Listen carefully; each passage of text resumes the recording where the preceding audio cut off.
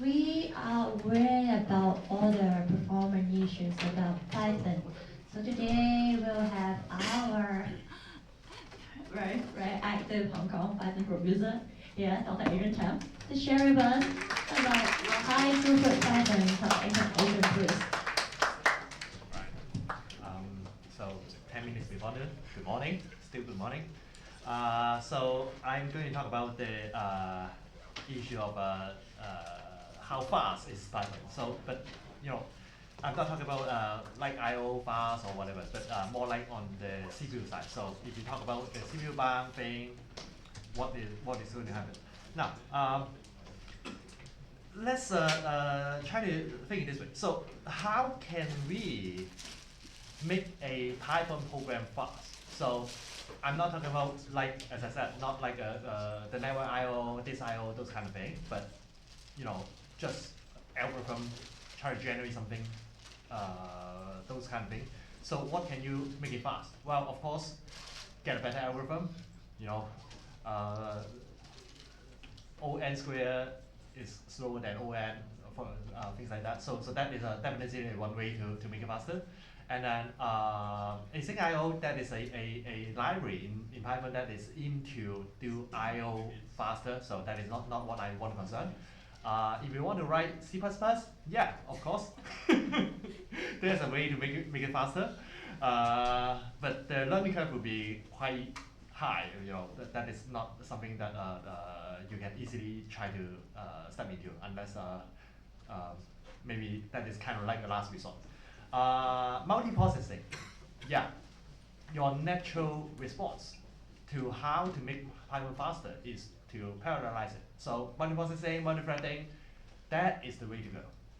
But everyone using Python know that there is a really infamous thing in Python called the GIL, the global interpreter lock. That is making Python not very fast compared to all other kind of language in a situation of multithreading. And multiprocessing, yeah, that is if you do not want to use multithreading, then multiprocessing. Of course, there's many other ways to do it. Like, instead of running on one computer, let's throw it into, let's say, one of our sponsor AWS, they have a cloud, use it, yeah, of course, but that is kind of like cheating. I'm trying to focus on, let's say, one computer, how to make it faster. All right, so now, let's try to do some experiment. So I will give you an example. Let's try to make it as an example problem.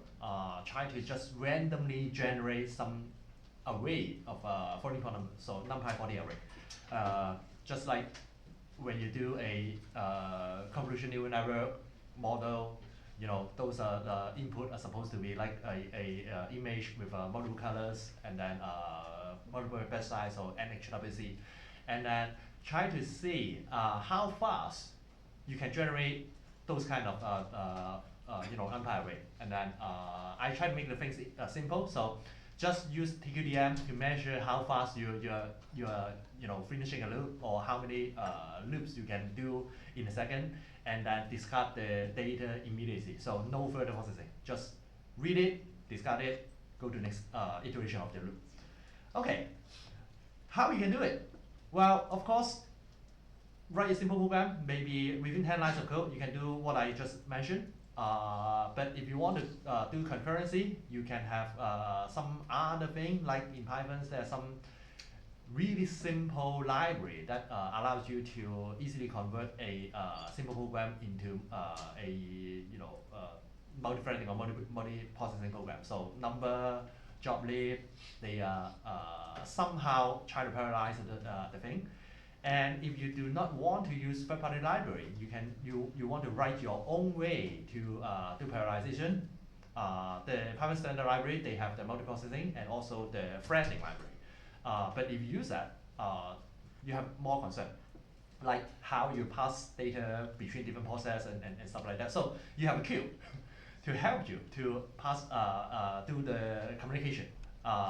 Or you can use some other way to avoid the queue as well. So like multiprocessing, they have a pool, so that implicitly you have a queue, and then you can use that to collect your data while you're using multiprocessing. So those are some examples. And then in Python, since 3.4, you have a really awesome library, in my opinion.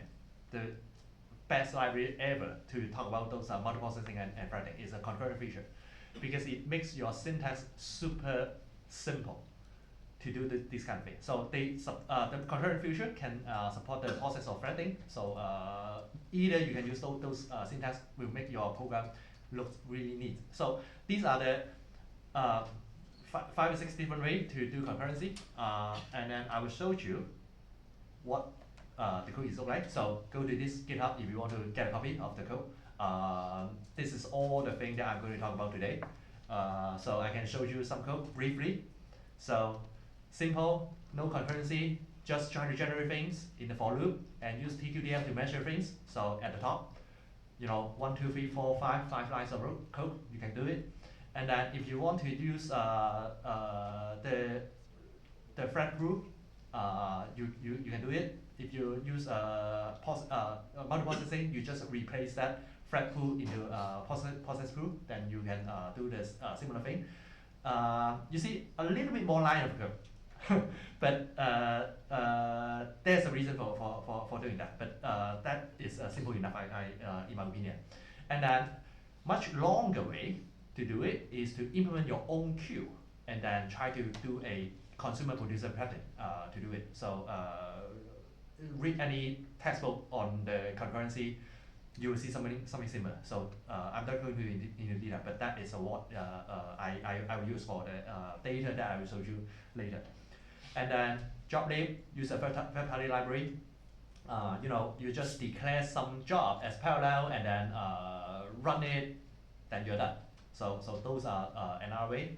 And then number is trying to parallelize the thing, not generate things in parallel, but generate one array in parallel. So that is may not be apple-to-apple comparison, but let's see what is the performance. And my favorite concurrent feature, you see it is if you talk about how easy you are to create a multiprocessing or multi-threading execution, this is what you need to do. So not many lines of code you can do it, but there is a pitfall you need to be careful about, because I'm using the executor.submit. So you're creating a future object. So remember, because I'm generating a array which is pretty large. So if you do not GC it immediately after you finish using it, you are kind of like have a memory leak. So that is no good. Be careful how you do the GC. Okay. So among all these different ways, what is the speed? Okay. So I put the thing in the GitHub, download it, run in your computer, but in my MacBook, this is the numbers. So I created a array of 100 by 100 by 100 by 100, so that is like 100 megabyte. 100 million floating point, so 400 megabyte. So each flow is like a 4 byte. So that is the first column, and the second column is instead of like 100 by 100 by 100 by 100, then try to reduce it by 100 times. So cut down the last dimension into 1. Then you will have the second column, and then if you are not creating a numpy array but creating a Python list instead, that is the third column. Now it is quite interesting, because if you look at the result over here, I highlight a whole bunch of things in red because they are slow. So what are the speeds? So if you do no concurrency, you'll find that creating like a 400 megabyte data array is like every second in my MacBook can do like a 2.5 iteration. And if it is like 4 megabyte, which is 100 times smaller, it's kind of like linear scale, so 200 iteration per second. That is kind of like the ballpark that you want to achieve, or better than that if you want to run it in parallel. But a lot of I think I can pretty say, unless for some special case in number, you cannot be faster than that. That is weird. I'm running things in parallel, but you're not faster. So that is something wrong over there. Especially if you look at the third column about the Python list, that's even weird because you find that sometimes it is much slower than without concurrency. So that is something wrong. But if you look at the thing, what is the guild supposed to impact you? Is on the multi-threading, not multiprocessing. But you look at the thing is that you find that if you're talking about the numpy, the multi-threading actually is always faster than the multiprocessing. It only true when multi-threading is slower is because when you are doing the pure Python data block generation, not numpy. Okay, this is kind of like my favorite interview question when I am interviewing some candidate. Why numpy is kind of like behave like this? Okay, so well, if you understand what the guild is supposed to impacting, you know that why is because first of all, numpy is not written in Python; it's written in C. It is compounded, so it is not affected by the interpreter. So it is the interpreter lock is not locking it anyway. So numpy does not impacted by the guild, but the pure Python version is. So that's why you see the different behavior. And secondly, why multi-threading is faster if you're using numpy? Multi-processing is slower. Okay. This is the reason. I am using I'm creating like a 400 megabyte data block for each iteration in for loop. And then you need to send this 400 megabyte across the process space from one process to another. How you do that in Python? I'm using a queue. And by default, the Python standard library, if you use a queue, they will use pickle. So you are pickling 400 megabyte from one process and try to unpickle it in another process. That is what you're doing. And this is the overhead involved. So this inter-process communication and the serialization overhead is what is hurting you in the previous slide. Why the number in multiprocessing is so slow is because of this extra overhead. In multithreading, you don't need to, because you keep the object inside the queue. You do not need to have the serialization. You do not need to send the things over because you are sharing the memory. So you just ask the other thread, hey, read it. Then they read it. You don't need to send anything across the process space. So no communication across the process boundary. So that is, you save a lot overhead on this kind of communication. So that's why. Now, the lesson learned is that first of all, the guild problem is true if your program will involve the interpreter. So numpy is not. So you do not have a guild problem when you're using numpy. You have a guild problem when you're using a pure Python thing that you will need the interpreter to understand what your code is about. And also, if you are using the multiprocessing, you have a serialization on the communication. So that is also a significant overhead in many cases. So how about if you have the threading without using a guild? Can we do that? Yes, recently, last month. Because last month we have the 3.13 released in Python. We have the first ever a official build that is called a free-threaded Python. Or in the older time, the entire community called it no guild Python. And if you are interested in it, try to download it and then pay attention when you download, because there are actually two different builds. One is 3.13.0, another one is 3.13.0t. The extra t means the free-threaded Python. And then why you have two different builds is because it is not something that you can easily switch between. You need to decide when you are in the compile time. So they have a different compilation option to compile the Python. So that's why they have two different builds. And why it is not that easy to switch between these two? Because the second bullet. You think about that. I'm creating a Python interpreter, kind of like a compiler without the binary code generation part. but you're changing the reference handling, memory management, fast safety, and then logs and everything. What else?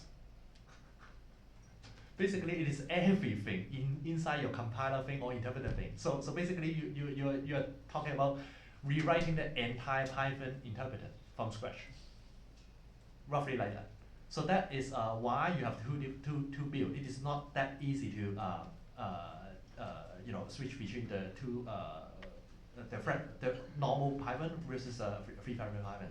And I can give you a conclusion first. When you compare these two, I cannot tell you which one is better. This is why. Okay, now let's try to let me show you what is the code when I'm talking about the pure Python version. So pure Python means this. So instead of generating the numpy version of random array, I use a function creating a list, so that you have still like a 40 array. And then with all the random, pay attention that I'm not using the numpy's random number generator, but the Python's random number generator to create this one. So purely Python. And then the number is like this. The latest 312 version is the first column, and then 313 second column, 313 T, the three-threaded version of the Python, is the third column. And then compare what the numbers look like.